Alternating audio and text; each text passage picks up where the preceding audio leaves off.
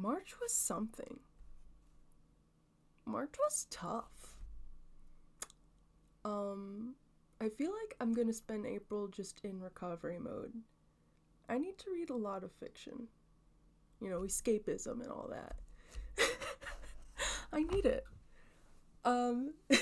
Anyways. Hello. My name is Lilo Mari. Welcome to my monthly book reviews. Today I have 7 books here for you. There were a lot of good books this month. I'm not gonna lie. These were great. One of them stole my heart. It's on my top 5s now. It's so good. But I'll get to it. All right. I'm so excited. Okay. This was the highlight of March. I love reading as a hobby. You can tap into any subject, any mood, any vibe you want to. Sometimes I use it to process things. Sometimes I use reading to escape. Sometimes I use it to learn. It's so fucking good. I love reading. Anyways, let's get into it. Okay. So, first we got Against Memoir by Michelle T. Complaints, Confessions, and Criticisms. This was really fun. It says on the back, a queer countercultural icon opens up about all things artistic, romantic, and neurotic. This was a really impressive essay collection that spanned, I think she wrote a lot of these things between 2000 and 2015 or something. There's personal essays, there's reviews and critiques of art that she liked when she was a kid. She mentions she's got an essay all about Purple Rain by Prince and its impact on her. There's different sections, there's also parts about being in queer community. She has the experience of being a lesbian who enters into a relationship with a person who is gender non-conforming, and how this has impacted her relationship to the lesbian community, her relationship to the feminist community. She has a lot of critiques about how we respond to differences, how we take care of each other, all the bigotry that can happen. She calls out transphobia. She also talks about just what it was like to grow up in the 80s and 90s. She was a punk rocker kid. She was sneaking out to go to punk shows when she was a teenager. She was into all kinds of stuff. She also went through some shitty things. She was a sex worker for a few years. She just talks about what it was like to just grow up in this era as a punk queer person who got a lot of hate during a time where gay bashing was happening. Oh man, she's got a great essay about this lesbian gang in San Francisco, this girl gang in San Francisco that was just iconic, but also ended tragically. Well, I won't spoil it. This is a great essay collection. This is my first book by Michelle T.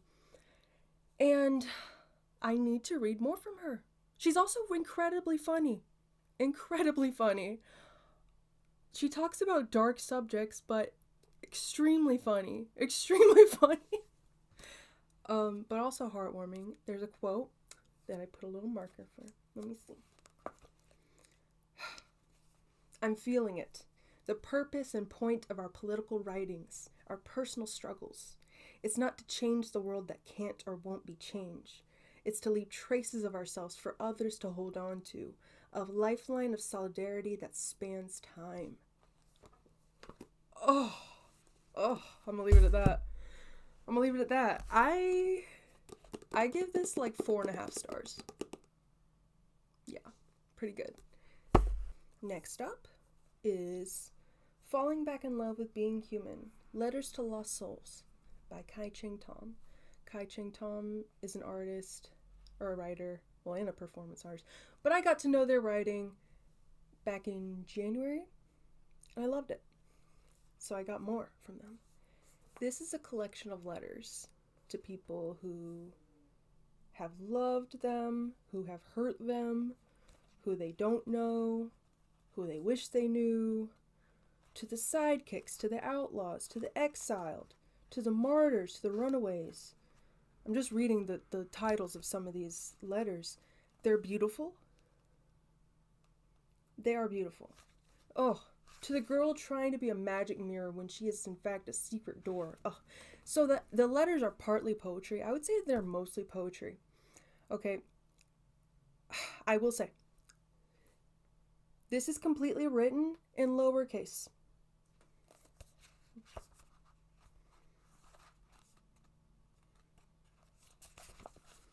Completely lowercase.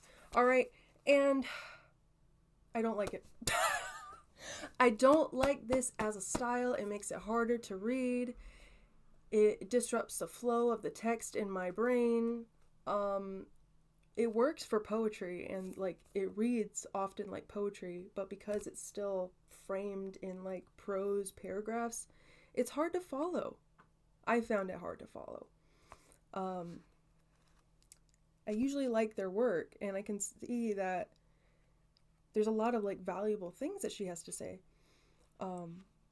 Beautiful things, like just non-judgmental, and like just a lot of compassion dripping for people who like you don't normally want to give compassion for, but also compassion for just like people who have been in their situation, people who they've met throughout the years. Just this is great for like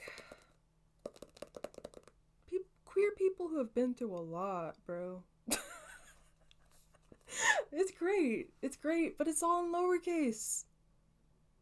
And so I have to take points off because it was hard to read. 3.5 stars. I'm sorry, Kai. I'm sorry. I love you, but don't write like this again. Please capitalize. Okay. More by Cheng. Because I loved this one. This was not lowercased. Thank God. Okay, this was her first book. It's something, okay. Fierce Femmes and Notorious Liars. A dangerous trans girl's confabulous memoir. Okay, so it's partly memoir, partly fiction. A lot of fictionalized events. What she went through, running away as a young teenager, coming to a city, coming to a community, coming to a block or a street.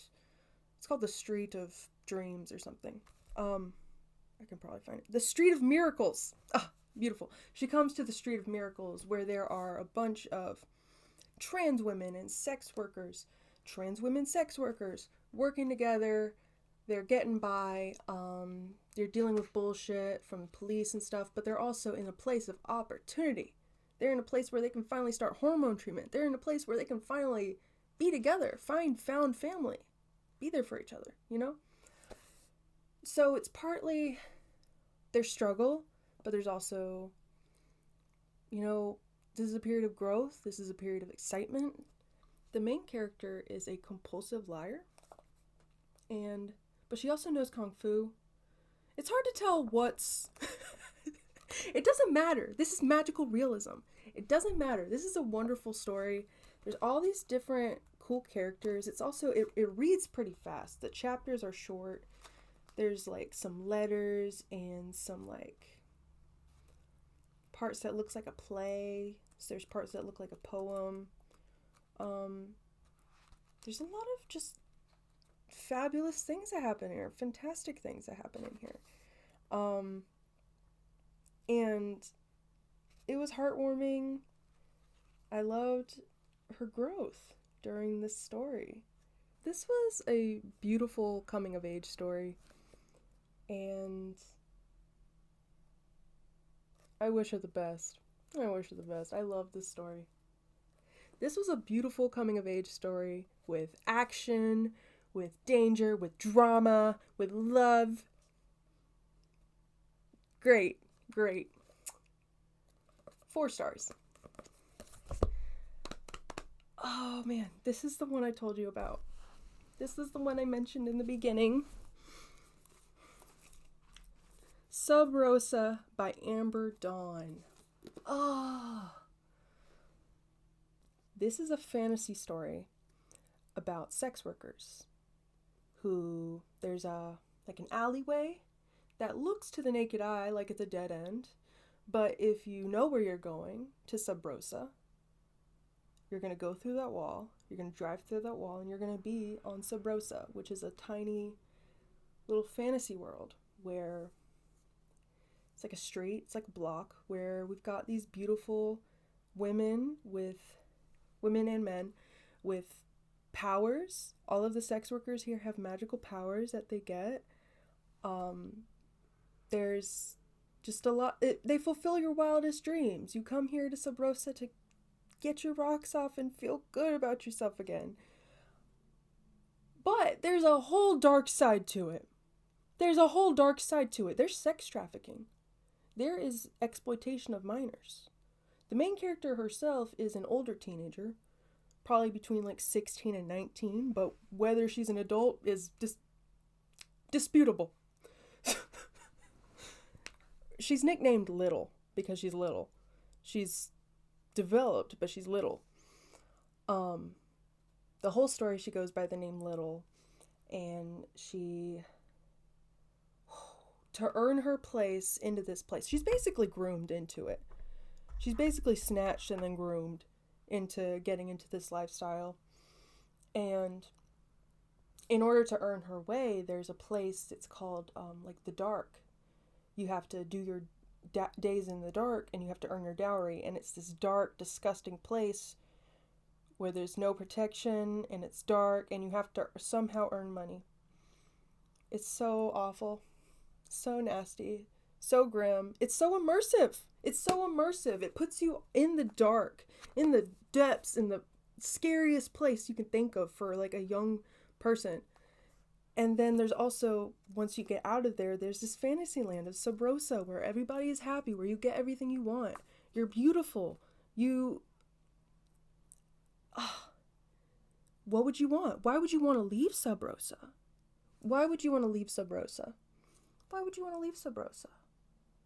The main character finds out why some people are leaving Sub Rosa and why maybe she wants to leave Sub Rosa. Does she want to leave Sub Rosa? I cried at the end. Oh! It's not often that a book makes me cry, but this one, I felt like I was holding it for most of it. I was like, oh my god, this is so emotional. I am loving all of these characters. They started out as caricatures almost. It's very Alice in Wonderland. Very Alice in Wonderland, but dark topics, and I love the characters. Some of them started out as caricatures and then you get to know them more and they're just so complicated and developed. What happens also when you get to Sub Rosa is you lose your memories. And so a part of it is they're trying to get their memories back. They're trying to figure out why they ended up here. What's out there waiting for them. Oh! I loved this. I loved this book. I felt like I was just holding back tears. I was choking up. My chest was tight. I was like, oh my god, I love this. And I don't know where this is going. And oh. That's how I felt. Okay, I love this book. Please read this book, Amber Dawn. I'm gonna read more from her because this was incredible. Period. I'd give it 5 stars. 5 stars. Next up is Organ Meats by K-Ming Chang. This was silly and fun and interesting and a little gory. And it's about these 2 young girls. It takes place it's mostly fantasy. But it also takes place in a near future time. I think it's in California. It says they've been in a drought for 100 years. There's parts about they're thinking of importing clouds from overseas or some shit. It's very fantasy. They lived in a fucked up post-industrial world. So it focuses on the story of these two young girls who are growing up in California in the near future after there's been a long drought. These girls don't know what it's like to have rain, but they live off of the stories that their parents tell them, their mothers tell them. They are told and strongly believe that they are descended from dogs, and those dogs are descended from women, and also the women are descended from dog shit. And listen, I was very confused when I started reading this. And then once I got to like 50 pages in, I realized, oh, this isn't a linear story at all. I should read this as poetry. There's conflicting stories here that contradict each other and don't quite make sense, and they're not supposed to make sense. This is like very like folktale-ish. It's almost like if you've got like oral stories that are passed on and they get twisted and they get different versions of them. People add different things. They add different things to the story. This is like a whole series of that happening. There's some key events that really did happen the way that they are written, but a lot of it is like, we don't really know. So these two girls, they're just living in this world. They're kind of, you can't tell the difference between what is the fantasy folklore of this world versus what is actually these little girls' imagination. There's ghosts involved. There's dream worlds involved. Eventually, one of the girls gets stuck in the dream world.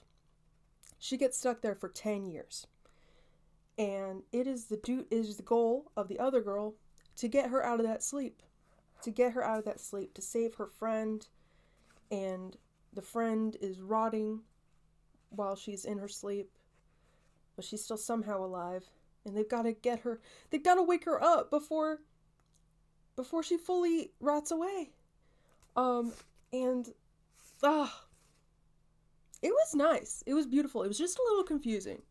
I think that if I read this again, I would have a different, like, I would approach it differently, and so I would absorb it differently. Read it like poetry. Yeah. I'd give it 3.5 stars. Yeah. Now we will do a little nonfiction.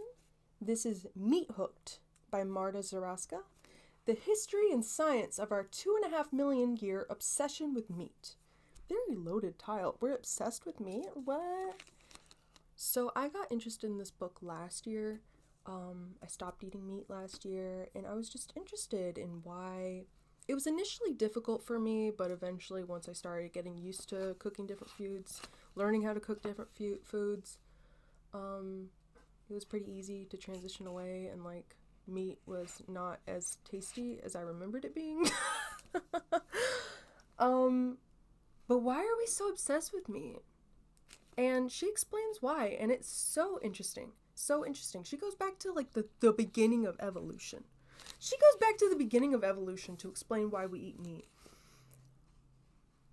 Like in terms of like how there started being like predator cells. It used to be that cells, ate from their environment, but then it was like, oh, it's more efficient to just eat another cell.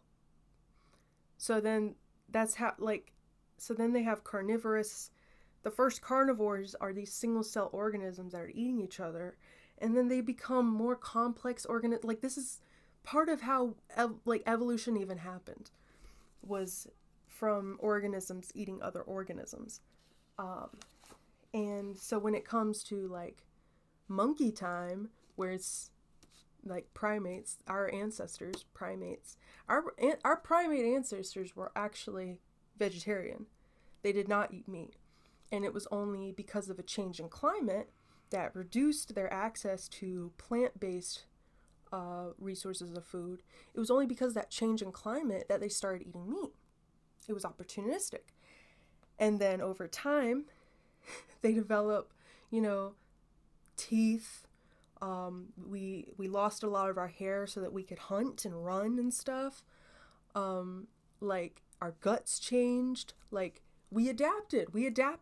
And it all started because of like a climate change that happened millions of years ago. And there's stuff about how this has influenced the development of culture. Who gets the meat? Who eats the meat? A lot of it has been gendered in terms of who eats the meat and who gets it. Who gets the biggest slice of meat. And it's also represented like wealth, luxury, for most of humanity. For most of human history. It was factory farming only started like 100 or 150 years ago. For most of human history, most people did not eat meat on a regular basis at all. That was a luxury, and it was, if you did eat a lot of meat, you were probably really wealthy. It's only in this modern era that it has become a lot more accessible, and also because of the mass scale that we're doing it, because of the inefficient use of resources, it's becoming more harmful. So why has it, even though we've survived so long with most people not eating that much meat, why now are people treating it, why are people so defensive around it, really? Why are meat eaters so defensive around, like,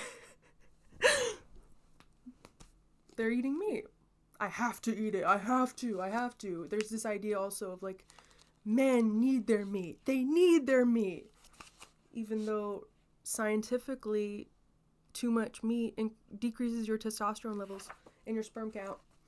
Like there's a lot here. There is so much here. She goes from evolution to the modern day, where we are finding solutions and alternatives to eating meat, which is sometimes fake meat, sometimes insects, sometimes there's a bunch of different ideas. There is so much different ideas.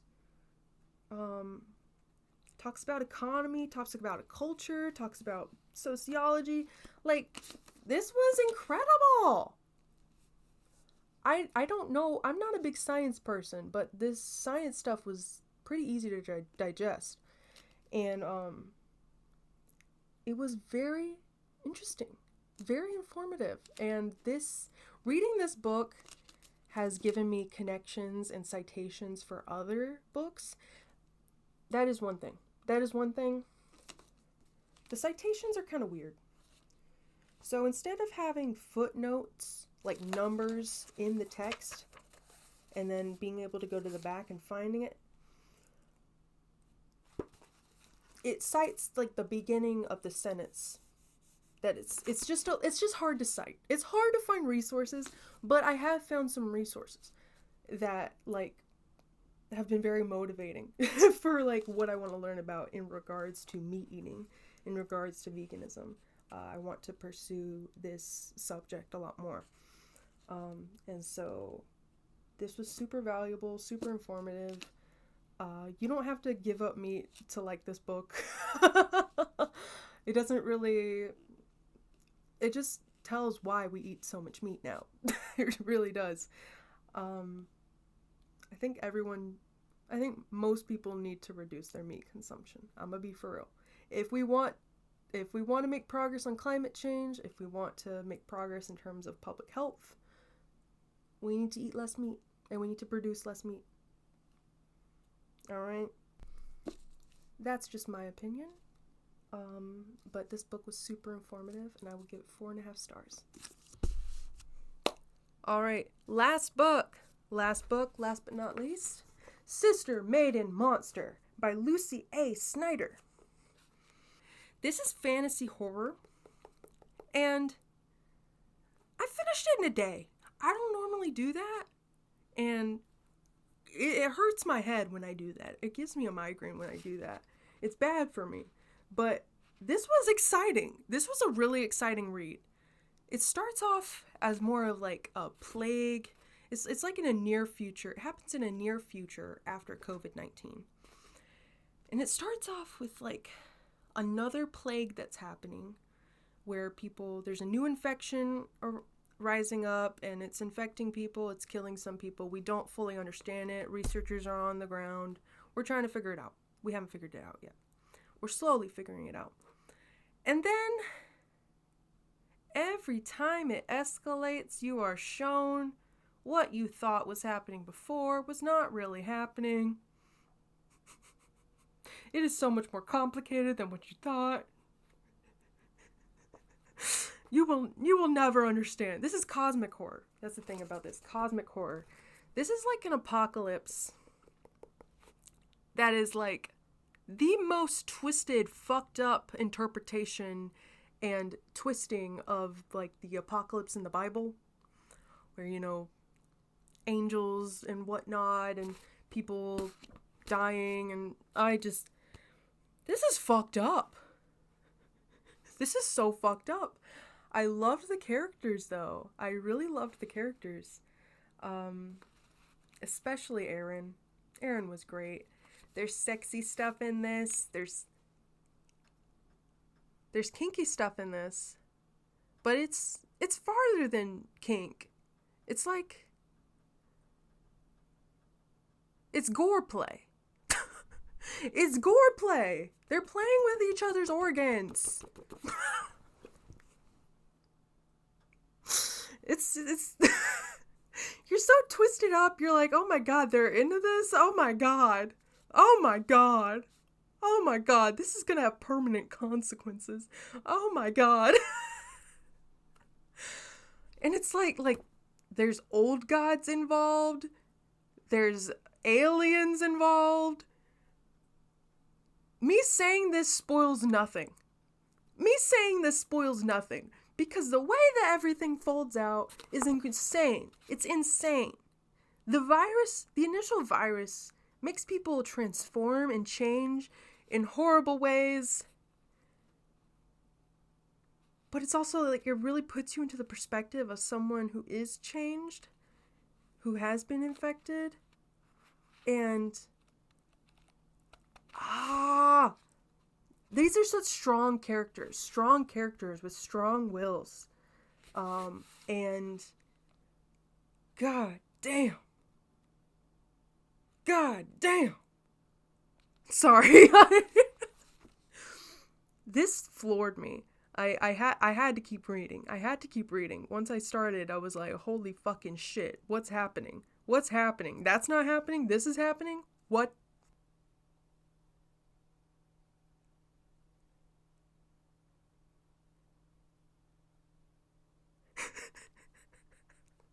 I'm just staring at this book like, you fucking creature.